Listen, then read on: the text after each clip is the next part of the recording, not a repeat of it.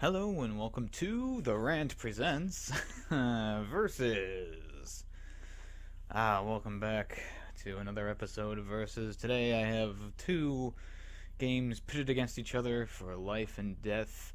And those two games are Tom Clancy's The Division versus Destiny. And I'm going to go with the Taken King version. I know it says just Destiny on the screen, but I'm going with the Taken King version that has all the DLC just so I can keep it a fair fight. So, anyways, there we go. I know I've already done Destiny, but I kind of had to bring it back for this one because it was the only game that I could really compare to the Division. And so, let us begin. We're going to start off with category number 1, which is our all-time favorite here, graphics. Just kidding. So the graphics in both games are pretty stellar, and I know that they both were downgraded from their E3 performances, but not too much. Tom Clancy's The Division, I'm just going to call it The Division or Division, has boasts very nice graphics, very nice weather effects in the game, snow, fog, the night and day cycle. It all looks very pretty. And the buildings and the landscape of the map, it looks beautiful. It really does look beautiful, and they did a very nice job with it. And I feel like if you were to compare, if you were to give this game like a 10 for graphics, that's good because, maybe not 10, but like a 9 for graphics.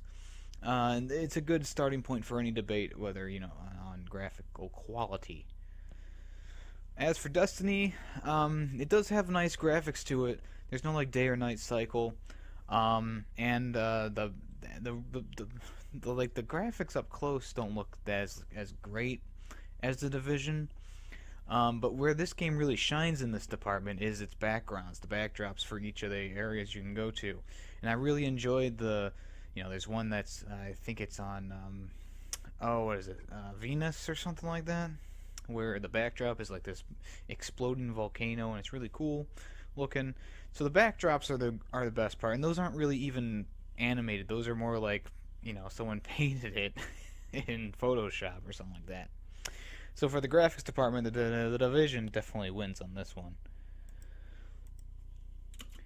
Category number 2 is the main mission. What's the main goal for the games? And the main mission for the Division is pretty interesting actually, and I know with an online-only game, people are probably thinking, oh, there's no campaign to this game. It's probably just all player versus player like all those other games. No, this one actually has a pretty intriguing story to it. It follows the events of a new strain of smallpox being distributed into New York via a terrorist organization. And they place a smallpox virus on bills, like dollar bills and $20 bills and stuff like that, and it's distributed throughout New York. Half of New York, I should say.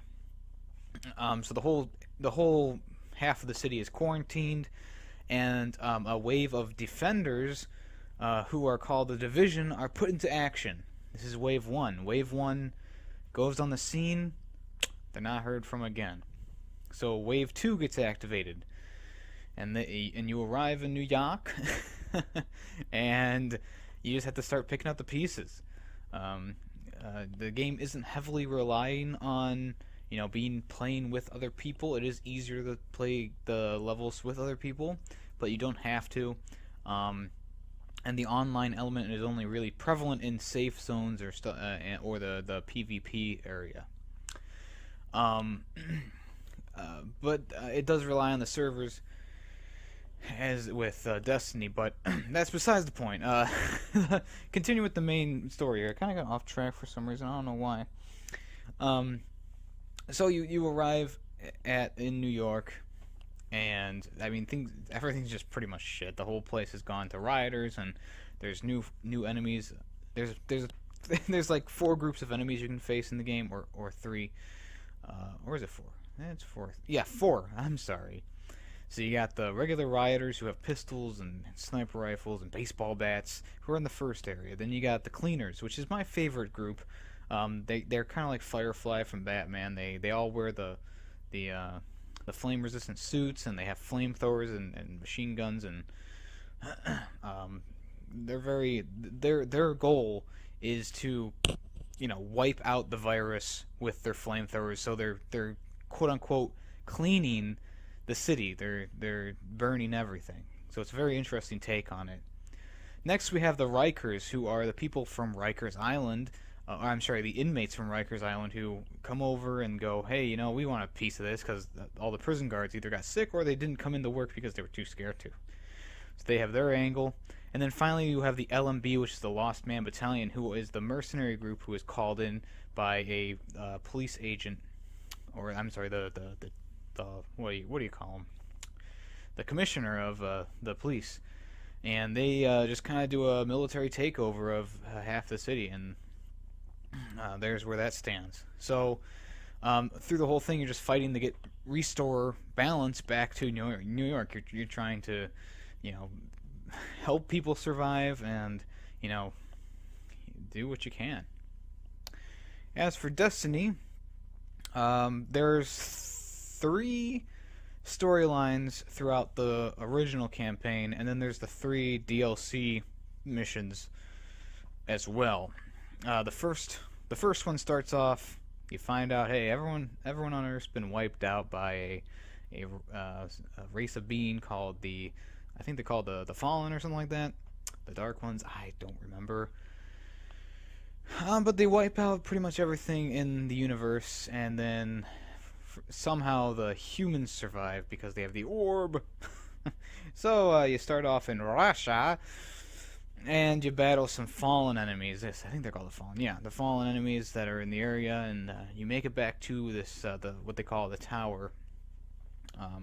And you find out all about how, oh yes, well, this giant ball came out, and we were able to harness this energy and use its technology to fight back, and blah blah blah. So the first part of the campaign is just fighting the Fallen, and then all of a sudden this new race comes out of nowhere called the Hive, and you do a few sections with them on the moon, and it's a little bit interesting, but it's mostly just basic bullshit, I guess I could say. And then finally you rush the Mars, and there's the Cabal, and they're these big tough guys, and the end of the campaign is pretty much just trying to defeat the lost enemy that is trying to come back through portals. And you also find this new enemy who are like all androids. Whatever. I didn't care for the story in the main campaign. Neither did I care for any of the DLC missions as well. I kind of enjoyed what was it called? It wasn't the newest one. It was the oldest one. The Kroos or something. I kind of enjoyed that one because it went a little bit deeper into what the Hive were. But other than that, the one with the Wolves Den was like basic, chase the guy for 3 missions and then finally kill him. And then the newest one, which was the Taken King, I didn't even get through it. I was really bored by it. And I guess that means that the Division definitely wins in the main mission category. Category number 3 is open world. I love me a good open world, and the Division really comes out of the woodworks and gives you a nice map. It's got a good size to it. Not big enough that you need like a car or something to go around in, but it would be nice to, because you have to walk everywhere, run everywhere. But the map is nice and big. There's a rather large player versus player zone called the Dark Zone in the middle of it. And each area kind of scales to what your player is at the moment. And once you get high enough, every area just kind of becomes 20 and up in enemies difficulty. So it keeps you challenged throughout the whole thing, no matter how high you get in level, which I think the max level is 30, and enemies will go up to 32. So it still gives you a challenge all the way through the game. There's plenty of buildings and items to collect. I'm sorry, not buildings to collect, but there are plenty of buildings to go into to grab collectibles or do missions and side missions and stuff like that. And I'll talk about side missions in a different category, spoiler. But the open world in Division is very nice. I enjoy how it feels like a city. That there's people milling about. There's dogs running around rampant, pooping in the street. um, and all in all, I really enjoyed the nice map they made.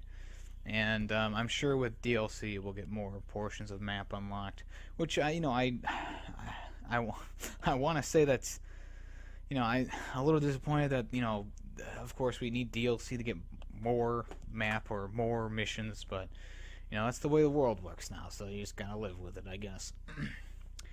The open world or worlds for Destiny are rather small. I think the one on Earth is probably the largest, and then the one on Mars is probably the second largest. There's several maps that are kind of they're small maps, and the way I like to describe them is, hey, it's a path to your next mission with a few enemies peppered in between your mission spots. And I was a little disappointed because in the trailers and the way that they were talking about the game was, oh yeah, these great expansive maps, but really it all ended up being, like I just said, it's just a path to your next objective. At least in the Division, it's like, okay, I'm going to this mission, but then you get intrigued by something over there, or you get intrigued, so it wasn't as fun to just to just spawn and you know what I'm saying.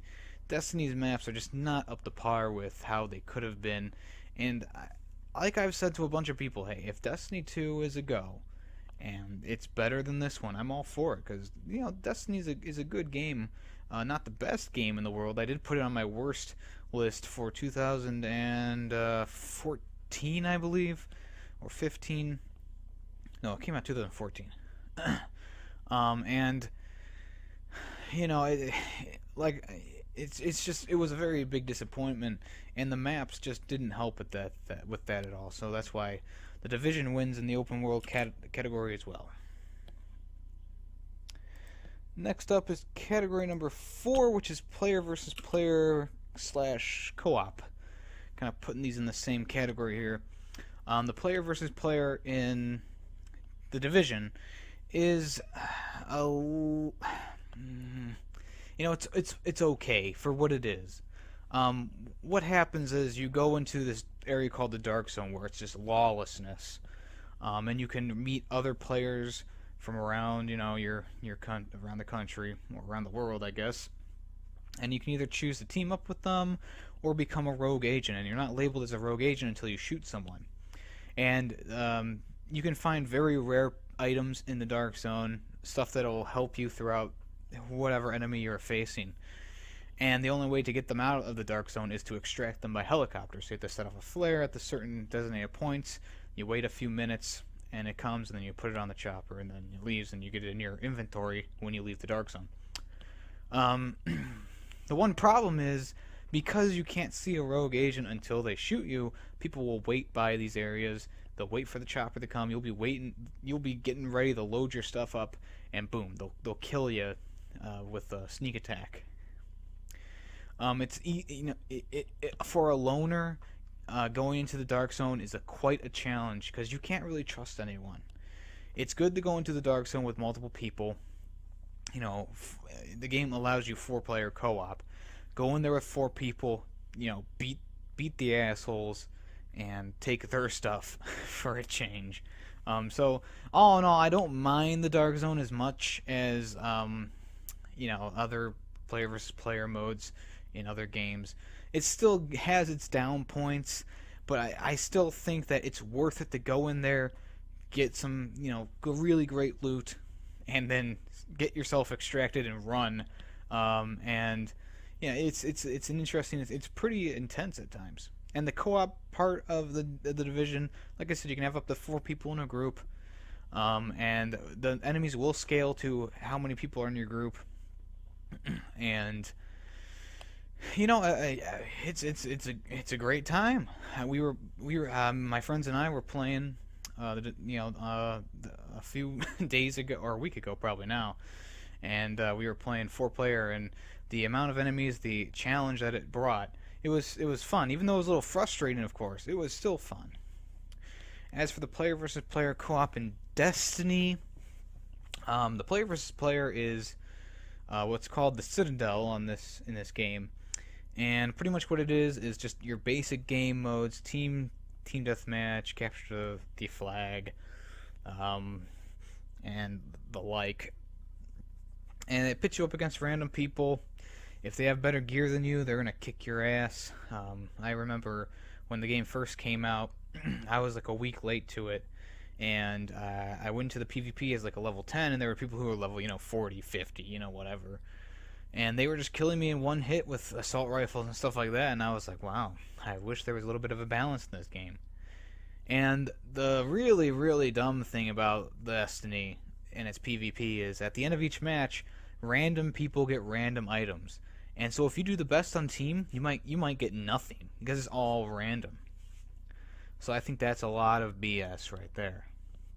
As for the co-op, they only allow 3 people per party, which was really, really, really a struggle for me because I had old friends who, there were 4 people in our group, and of course I was the oddball out. So I have a lot of hatred towards this game for pretty much outing me from the group. I haven't played with those guys in a long time now, probably since Destiny has come out, and it's unfortunate, but that's the kind of stuff that happens when you limit the co-op like that. And the enemies, they will scale to how many people are in your group, like I said with the Division. I don't know if there's more enemies. I just think they make them harder, and that's what else is there to say? So I think that because Destiny left a bad imprint on me with the co-op, I'm going to have to give the Division the point in this one as well. Next up is category number 5, which is weapons. Big part of each game is the weapon selection and the powers. I'll go over the abilities and powers as well. So in the Division, you have a good amount of weapons.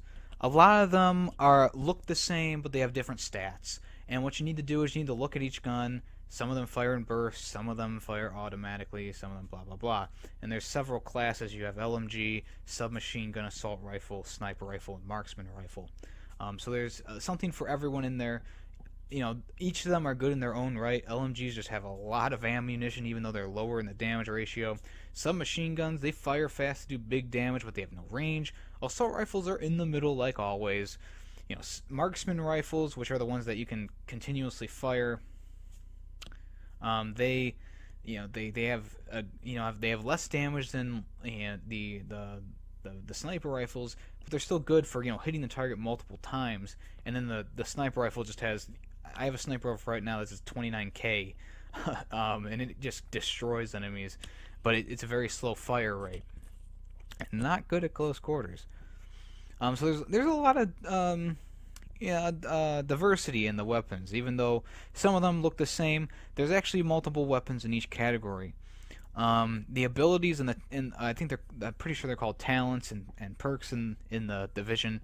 The perks are automatically applied once you unlock a certain wing item in your hub area, which is just rebuilding your base, and they stick forever. So if you get the one that's gives you 20% extra cover bonus when you go in the cover, it's on forever. With the perks, with the abilities, which is your R1 and L ones. There's several that you can use at the beginning. I think there's about 3 at the beginning you can use. One's a healing thing. The other one's like a sticky grenade that you can shoot, and the third one is it'll boost your. It'll give a shield to you. It'll shield, and you can use your pistol and use the shield. It's like a riot shield, and you can place it down and shoot it from cover. So it just expands on that, and each ability has a sub slot to it, so that you can make the sticky grenade have a bigger explosion, but in a wider radius, or you can either that, or you can make it into like a smoke grenade, so that it'll blind and make enemies cough and stagger, but it will do less damage. Something like that. It just depends on how you're playing, how many people are in your groups. Then there's also the I'm gonna call them the mega abilities. They refresh every 30 minutes or so. Probably more like 10 minutes, but feels like 30 minutes to me. which are the ones that do the biggest boost to you. So there's one that heals you all the way and gives you extra health and extra damage resistance. There's one that gives your whole group extra damage, like 100% extra damage and extra firepower, or fire rate I should say. And then the third one's extra defense, and all the cover around you gets extra defense. So, it depends on who you're with, who you're playing with, etc., etc. A very nice experience. I'm going to try and really go faster because I'm reaching my time limit. So the weapons in Destiny, they all feel the same to me. They just have, more damage. They all kind of look alike too, which is kind of off-putting if you're, getting the next best weapon and it's a purple weapon and you're like, oh shit, I wonder what this is going to look like, and it just looks like the last weapon you had, just has more fire power to it. So it's a little bit of a letdown in that place. And then there's 3 different abilities you can use. Each character has their own ability. So once you choose one ability, you are stuck with that ability for the rest of your time, unless you change it, in the first few minutes of playing. So all in all, the Division gets it in the side weapon, or the weapons category. Next is category number 6, which is side missions, and this is a big part of any game. If you don't have side missions, only main missions, you're going to lose my interest a lot faster because I'll probably get done with the main missions too fast. So in the Division, there's a nice bunch of side missions which will help you with boosting your XP and your rank. They'll help with boosting the wings in your development, which will give you more perks and more talents and abilities. So there's a lot there in the side missions, and a lot of collectibles to find. There's over 200 collectibles to find, and there's actually a perk you can get which will show them on the map after you finish all the side missions in an area. So not only is there a reason to do the side missions, there's also a bonus if you do them. As for Destiny, there are no side missions in this game unless you want to count the little beacons that pop up on the map. You grab one of those, it gives you a little mission to kill 50 enemies, go here and collect this and come back, or scan this area. Nothing too fun, nothing too fantastic, just a basic, bullshit kind of task. So that's why the Division definitely gets it in the side missions category. So as we stand, Destiny has all 6 points. The Division has all 6 points as we go into category number 7. Excuse me. Category number 7 is the tiebreaker, but there's no tie here. Overall satisfaction is category number 7, and overall, I'm definitely more satisfied with Division than Destiny. Yes, Division has some things that I don't like about it, like the online all the time, or the the bullshit that happens at the extraction points with the PvP, or just some of the random things that happen around town that just don't kind of make sense. But all in all, it's a very good game. It's a well-designed game. It looks beautiful, and it trumps Destiny. And I can't really say anything else about it because I've pretty much gone over everything. And if you need a detailed review on my personal channel called Jar's Opinion, I have a whole review section for video game reviews. I also have a podcast. I have a cartoon that I draw, which is going to be a 4-part cartoon. The second episode came out a few weeks ago. I have a Left 4 Dead series that I do with my friends. I have gameplay videos, everything you can think of. I have another series in the works right now that I'm working on. And hey, it's a fun place to be. So you can check out that there. You are listening to right now the Rant channel. The Rant is comprised of myself and Robert, and sometimes Jeremy, the comic book hero. We not only do we have my versus series on here, which pits 2 games against each other and they battle to the death.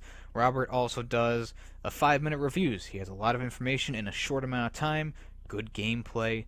It's a very nice, put together, and thoughtful video. So he has a whole series on the 5-minute reviews. And then also we all get together and do a podcast, the main podcast called The Rant, where we just talk about comic books or video games and anything in between. And sometimes a little bit on the surface of other topics as well. It's very interesting. I know it goes for almost an hour, but keep it on the background, kind of listen to it while you're doing other things. You get the gist of it. So if you liked this video, leave a like. Even subscribe to the channel if you want to. I'm not here to tell you what to do. If you don't like this video, give it a dislike, and I will compare you to the Hobbit trilogy.